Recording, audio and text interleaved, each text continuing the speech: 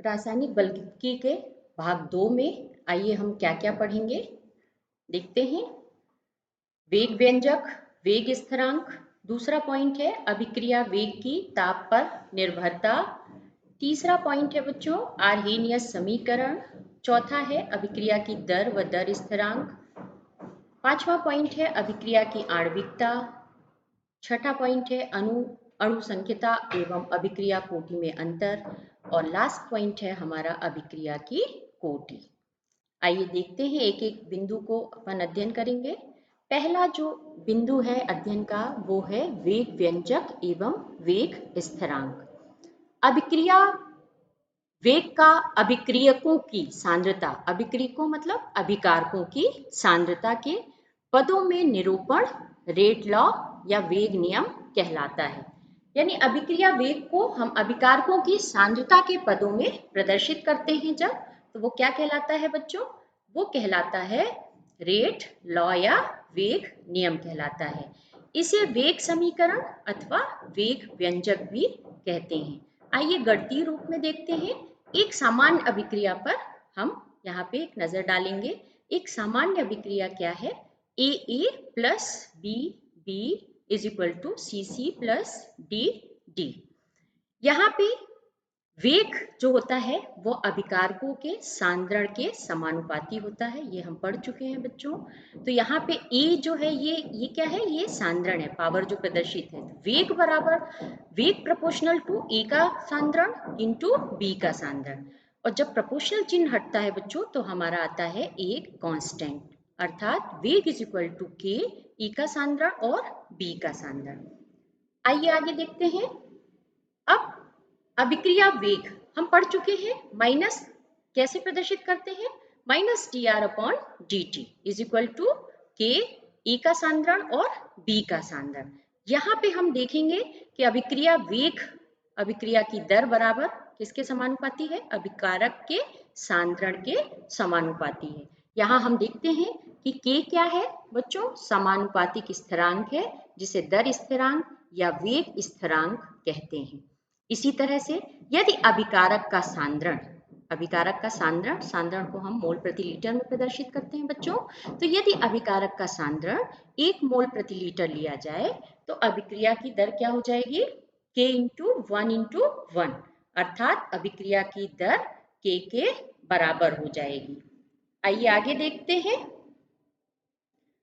हम इसे कैसे कह सकते हैं कि किसी भी अभिक्रिया की दर स्थिरांक उस दर के बराबर होता है जब अभिक्रिया में अभिकारकों का सांद्रण इकाई होता है, अर्थात किसी भी अभिक्रिया का दर स्थिरांक उस दर के बराबर होता है जब अभिक्रिया में अभिकारकों का सांद्रण इकाई होता है। आइए देखते हैं कि दर स्थिरांक के क्या अभिलक्षण है। दर स्थिरांक अर्थात के अभिलक्षण का हम यहाँ पे अध्ययन करेंगे कि उसकी क्या विशेषता होती है, क्या गुण होता है। आइए देखते हैं कि दर स्थिरांक अभिक्रिया के दर की माप है, जैसा कि प्रदर्शित है पहली स्लाइड में बताया है आपको।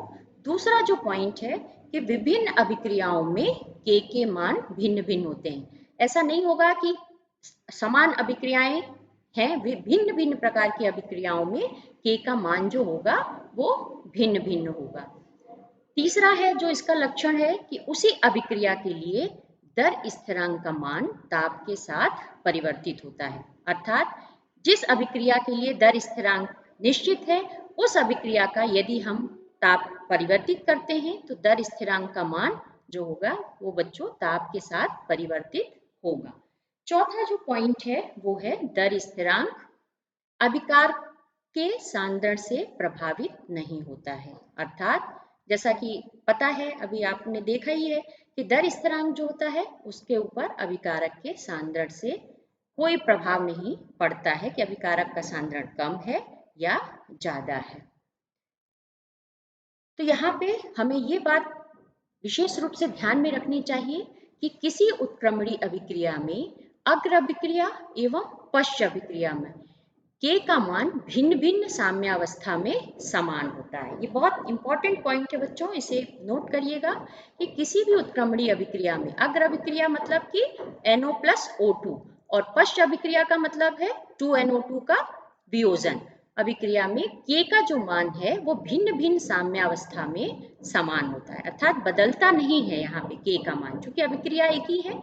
इसी तरह से हम देखते हैं कि उपरोक्त अभिक्रिया के वेग का निर्धारण या किसी एक अभिकारक की सांद्रता को स्थिर रखते हुए दूसरे अभिकारक की सांद्रता में परिवर्तन करके अथवा दोनों अभिकारकों की सांद्रता परिवर्तित करके प्रारंभिक सांद्रताओं के फलन के रूप में कर सकते हैं। आइए देखते हैं इस पॉइंट को कैसे कर सकते हैं। जैसे वेग इज इक्वल टू क्या हो जाएगा, के NO का स्क्वायर O2।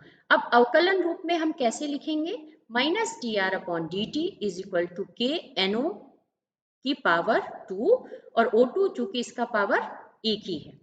उदाहरण जैसे ये अभिक्रिया है CHCl3 plus Cl2 CCl4 plus HCl, इसका वेग हम कैसे लिखेंगे, वेग समीकरण CHCl3 Cl2, अब यहाँ Cl2 है तो यहाँ इसकी पावर कितनी है, हाफ।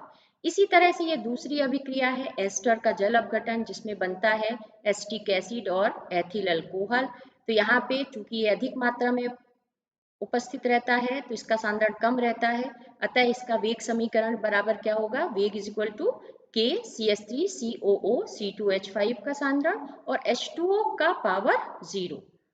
अब निष्कर्ष क्या निकलता है उपरोक्त रासायनिक अभिक्रिया से, हम क्या कह सकते हैं कि वेग नियम को किसी संतुलित अभिक्रिया को देखकर प्रयुक्त नहीं किया जा सकता है। बहुत इंपॉर्टेंट है कि इसका निर्धारण सैद्धांतिक रूप से नहीं हो सकता बल्कि प्रायोगिक रूप से किया जाता है, अर्थात वेग नियम को किसी संतुलित अभिक्रिया को देखकर प्रयुक्त हम नहीं कर सकते हैं। इसका सैद्धांतिक रूप से निर्धारण भी संभव नहीं है। किस तरह से संभव है, प्रायोगिक रूप से हम इसका निर्धारण कर सकते हैं। आइए आगे देखते हैं। अब देखते हैं कि अभिक्रिया की दर हम पढ़ चुके हैं और दर स्थिरांक, इसमें क्या अंतर होता है बच्चों, ये सवाल परीक्षा में आता है और इस पे आप नोट करिए। पहले देखेंगे कि अभिक्रिया की दर क्या है। इकाई समय में, जैसा कि हमने पिछली क्लास में पढ़ा है कि इकाई समय में अभिकारक या उत्पाद के सांद्रण में परिवर्तन अभिक्रिया की दर होती है। दर स्थिरांक क्या होता है, अभी हम पढ़े हैं कि अभिक्रिया दर के बराबर जब प्रत्येक अभिकारक का सांद्रण इकाई होता है, अर्थात जब प्रत्येक अभिकारक का सांद्रण इकाई होता है तो जो अभिक्रिया की दर होती है वही उसका दर स्थिरांक होता है। दूसरा पॉइंट है अभिक्रिया की दर में कि प्रारंभिक सांद्रता पर निर्भर करता है अभिक्रिया की दर, लेकिन दर स्थिरांक प्रारंभिक सांद्रण से स्वतंत्र रहता है। ये कभी ऑब्जेक्टिव टाइप में भी पूछ लेता है, इसलिए इस पॉइंट को बहुत अच्छे से आपको ध्यान में रखना है। तीसरा जो पॉइंट है बच्चों वो है इकाई बदलती नहीं है, अर्थात इसकी यूनिट नहीं बदलती, लेकिन दर स्थिरांक में क्या है बच्चों, इकाई अभिक्रिया कोटि के ऊपर निर्भर करती है। अभिक्रिया कोटि अपन आगे पढ़ेंगे, तो इकाई जो होती है दर स्थिरांक की वो अभिक्रिया की कोटि पर निर्भर होगी, शून्य कोटि की है कि प्रथम कोटि की है, उस पर हमारा के का मान निर्भर करेगा। चलिए आगे देखते हैं। अब आता है अभिक्रिया की आणविकता। अभिक्रिया की आणविकता से तात्पर्य है बच्चों कि किसी रासायनिक अभिक्रिया में अभिकारकों की संख्या कितनी है, कितने अणु भाग ले रहे हैं, या टक्कर में कितने अणुओं की संख्या है जो टक्कर में भाग ले रहे हैं, इसको हम कहते हैं आणविकता। आइए परिभाषा पे एक नजर डालें कि अभिक्रिया के लिए, किसी भी रासायनिक अभिक्रिया को संपन्न होने के लिए अणुओं का आपस में टकराना जरूरी है। जब तक टक्कर नहीं होगी तब तक कोई भी रासायनिक अभिक्रिया संपन्न नहीं होगी। तो अभिक्रिया के लिए टक्कर में भाग लेने वाले अणुओं या आयनों की संख्या को अभिक्रिया की आणविकता कहते हैं, जैसा कि अभी हमने आपको पहले ही बताया है। या इसे ऐसे भी परिभाषित कर सकते हैं कि प्राथमिक अभिक्रियाओं में भाग लेने वाली स्पीसीज से तात्पर्य है बच्चों परमाणु, अणु या आयन, जो भी प्राथमिक अभिक्रिया में भाग लेती हैं। प्राथमिक अभिक्रिया से तात्पर्य यहाँ पे ये है बच्चों, जो एक ही पद में संपादित होती हैं, ऐसी रासायनिक अभिक्रियाएं जो एक ही पद में संपादित होती हैं, जो कि एक साथ संघट्ट के फलस्वरूप रासायनिक अभिक्रिया करती हैं की संख्या को हम अभिक्रिया की आणविकता कहते हैं। बहुत महत्वपूर्ण प्रश्न है और अक्सर परीक्षा में ये प्रश्न पूछा जाता है। आइए अब देखते हैं कि आणविकता के आधार पर कितने तरह की हमारी अभिक्रियाएं होती हैं। पहला जो हमने यहाँ पे आप देख रहे हैं बच्चों, एक अणु अभिक्रिया। एक अणु जैसा कि नाम से ही है, एक अणु वाली अभिक्रिया। कब, परिभाषा क्या है इसकी, जब अभिक्रिया में केवल एक स्पीशीज संलग्न हो, एक अणु अभिक्रिया कहलाती है। यानी रासायनिक अभिक्रिया में सिर्फ एक ही अणु भाग ले रहा है, तब उसे क्या बोलेंगे, एक अणुक अभिक्रिया। जैसे उदाहरण यहाँ हम देख रहे हैं, अमोनियम नाइट्रेट का फ्यूजन N2+3H2O। तो यहाँ हम देख रहे हैं कि सिर्फ एक ही स्पीशीज भाग ले रही है और ये पूरा एक पद में क्रिया संपन्न हो रही है। दूसरा जो उदाहरण है बच्चों, वह द्विअणुक अभिक्रिया है। द्विअणुक जैसा कि नाम से ही स्पष्ट है कि जब अभिक्रिया में एक साथ दो स्पीशीज का संघट्ट होता है, दो स्पीशीज का संघट्ट होता है मतलब एक से ज्यादा अणु, दो अणु भाग ले रहे हैं। जैसे 2HI is equal to H2+I2, ठीक है, H2+I2, यहाँ पे प्लस होना है। आगे देखते हैं त्रिपरमाणु अभिक्रिया, जब अभिक्रिया में एक साथ तीन स्पीशीज का संघट्ट होता है। यहाँ हम देख रहे हैं तो वो कैसी अभिक्रिया होती है, त्रिपरमाणुक परमाणु अभिक्रिया कहलाती हैं। जैसे 2NO+O2 is equal to 2NO2। यहाँ पे हम देख रहे हैं त्रिपरमाणविक, तीन स्पीशीज, दो ये और एक ऑक्सीजन का भाग, ये दोनों तीन हो गए। तो इस तरह से हम देख रहे हैं कि तीन अणुक यही स्पीशीज है, यहाँ पे इनका संघट्ट होता है। अब देखते हैं कि जटिल अभिक्रियाएं क्या होती हैं। जटिल अभिक्रियाएं क्या होती हैं, प्राथमिक अभिक्रियाएं तो वो अभिक्रियाएं होती हैं जो एक पद में संपादित होती हैं, लेकिन जटिल अभिक्रियाएं कभी भी एक पद में संपादित नहीं होती हैं। अर्थात ऐसी रासायनिक अभिक्रियाएं जिनमें अधिक संख्या में परमाणु, अणु, आयन भाग लेते हैं तथा वे एक साथ नहीं टकराते, यानी एक साथ वो नहीं टकराते आपस में, कई पद में टकराते हैं और वो अभिक्रिया कई पद में संपन्न होती है, क्या कहलाती है, जटिल अभिक्रियाएं कहलाती हैं। उदाहरण देखते हैं, जैसे KClO3 + 6FeSO4 + 3H2SO4। यहाँ देख रहे हैं तीन अणु हैं और कई सारे, मतलब ये एक तरह से जटिल अणु है, और जब ये आपस में तो एक साथ आपस में नहीं टकराएंगे तो क्या बनेगा बच्चों, KCl बनेगा + 3Fe2SO4 का होल थ्राइस बनेगा + 3H2O बनेगा। अब आइए देखते हैं कि इसकी क्या लक्षण है, कैसे हम पहचानेंगे। ये अभिक्रियाएं एक से ज्यादा पदों में पूरी होती हैं, जबकि हमने आपको बताया कि जो प्राथमिक अभिक्रियाएं होती हैं वो एक पद में संपादित होती हैं। प्रत्येक पद में अभिकारकों के सीमित मान शामिल होते हैं। दूसरा जो है, संपूर्ण अभिक्रिया में उपस्थित पदों का क्रम अभिक्रिया की क्रियाविधि कहलाती है। तीसरा जो पॉइंट है, इन अभिकारकों के लिए अणु संख्यता का कोई महत्व नहीं होता, अर्थात जटिल अभिक्रियाओं में अणु संख्यता का कोई भी महत्व नहीं होता है। स्पष्ट है बच्चों यहाँ पे पूरी तरह से। चलिए अब आगे देखते हैं कि हम इस अध्ययन से क्या निष्कर्ष निकाल सकते हैं। यहाँ पे हम देखते हैं, हमने निष्कर्ष निकाला है कि जो अभिक्रिया की सांद्रता होती है वो एक सैद्धांतिक धारणा है।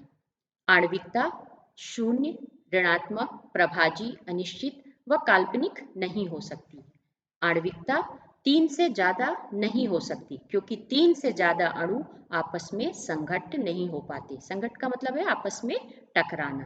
तो यहाँ हम आणविकता का ये निष्कर्ष 3 बिंदुओं के आधार पर हमने आणविकता का निष्कर्ष निकाला है। चलिए आगे देखते हैं कि अब अणु संख्यता व अभिक्रिया की कोटि में क्या अंतर है, मॉलिक्यूलरिटी और ऑर्डर ऑफ रिएक्शन। आइए इस पे एक एक पॉइंट पे नजर डालेंगे। पहला जो है, अणु संख्यता में यह एक पदी अभिक्रिया में भाग लेने वाले अणुओं की संख्या होती है, जबकि कोटि क्या होती है, यह अणुओं की वह संख्या है जिसकी सांद्रता में परिवर्तन होता है तथा जो दर को प्रभावित करते हैं। दूसरा पॉइंट है कि यह एक सैद्धांतिक धारणा है। अणुसंख्यता क्या है? एक सैद्धांतिक धारणा है और अभिक्रिया की कोटि प्रयोगों द्वारा निर्धारित होती है, अर्थात यह एक सैद्धांतिक धारणा नहीं है। इसका निर्धारण कैसे होता है बच्चों? प्रयोगों के द्वारा होता है। यह सदैव एक पूर्णांक संख्या होती है, जबकि अभिक्रिया की कोटि भिन्नात्मक मान भी संभव है। मतलब ये एक पूर्णांक होगी, ये भिन्न के रूप में भी अभिक्रिया की कोटि हो सकती है। चौथा जो महत्वपूर्ण पॉइंट है, शून्य मान संभव नहीं होता है, यानी अणुसंख्यता कभी भी शून्य नहीं होगी, लेकिन अभिक्रिया की कोटि का मान शून्य भी संभव है। पांचवा जो पॉइंट है, इससे अभिक्रिया की क्रियाविधि के संबंध में कोई सूचना प्राप्त नहीं होती है, अर्थात अभिक्रिया की क्रियाविधि क्या है इसके संबंध में कोई सूचना प्राप्त नहीं होती है कि कितने पद में हो रही है, कैसे संपन्न हो रही है, लेकिन ऑर्डर ऑफ जो रिएक्शन है, अभिक्रिया की कोटि है, इससे अभिक्रिया की क्रियाविधि के संबंध में हमें पूरी जानकारी प्राप्त होती है। आइए आगे देखते हैं बच्चों कि अब अभिक्रिया की कोटि क्या है। ये भी प्रश्न बहुत महत्वपूर्ण है। इसके पिछले जो दोनों में अंतर समझाया है, ये भी प्रश्न अक्सर परीक्षा में पूछा जाता है 4 नंबर का। अब आइए इस पे नजर डालें कि अभिक्रिया की कोटि को हम कैसे परिभाषित करें। क्या है अभिक्रिया की कोटि?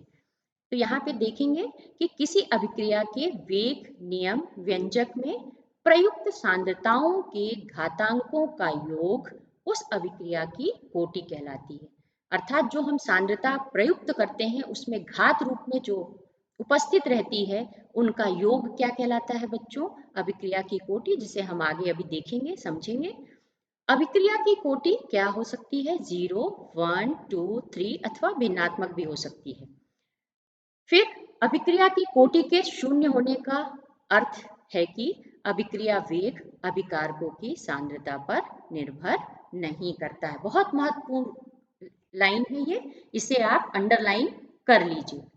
आगे देखते हैं कि अब इसका व्यंजक हम कैसे निकालेंगे। कभी भी अभिक्रिया की कोटि पूछा जाता है बच्चों 3 नंबर में, तो आप इसको पूरी तरह से आपको कॉपी में लिखना पड़ेगा, तभी आपको पूरे अंक प्रदान किए जाते हैं।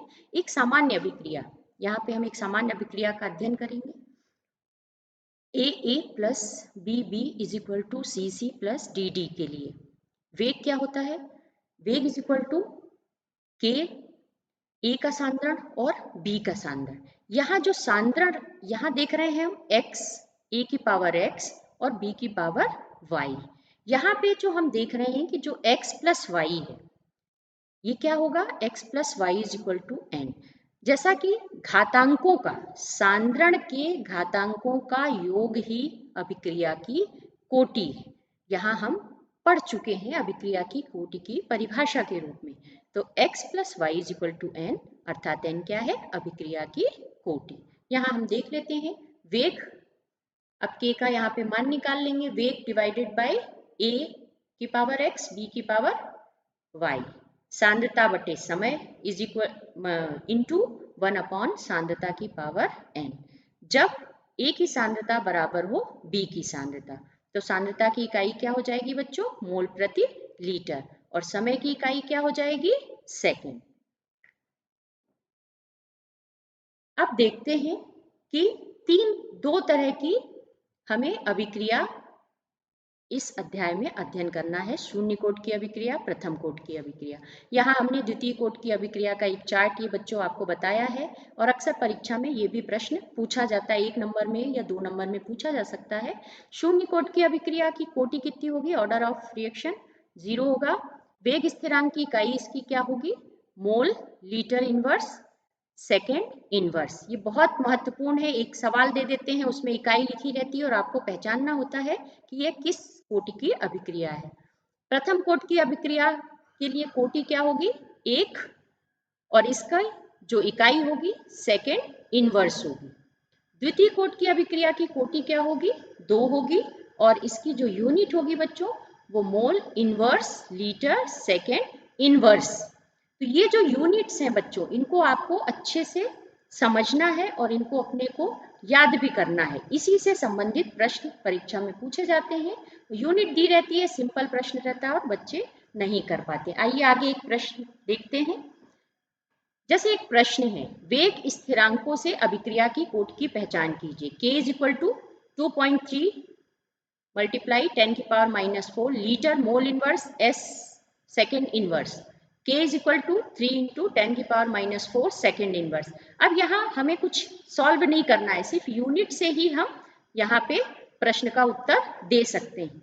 तो पहला जो प्रश्न है उसकी कौन सी है, mole inverse litre second inverse द्वितीय कोटि की अभिक्रिया की इकाई है और सेकेंड इनवर्स प्रथम कोटि की अभिक्रिया की इकाई है। तो इस तरह से प्रश्न आते हैं बच्चों और आपको इसी तरह से उसका अध्ययन करना है।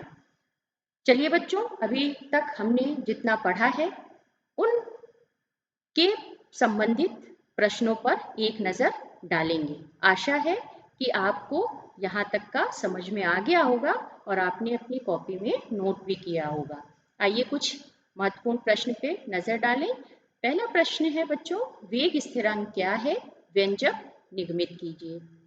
दूसरा है अभिक्रिया की दर व दर स्थिरांक में अंतर लिखिए। तीसरा है अभिक्रिया की आणविकता उदाहरण सहित समझाइए। चौथा है अणु संख्यता व अभिक्रिया की कोटि में अंतर लिखिए। बच्चों, ये चारों बहुत महत्वपूर्ण प्रश्न हैं और परीक्षा में अक्सर पूछे जाते हैं। आशा है कि आपने अपनी कॉपी में नोट कर लिया होगा और आपको समझ में आया होगा। धन्यवाद।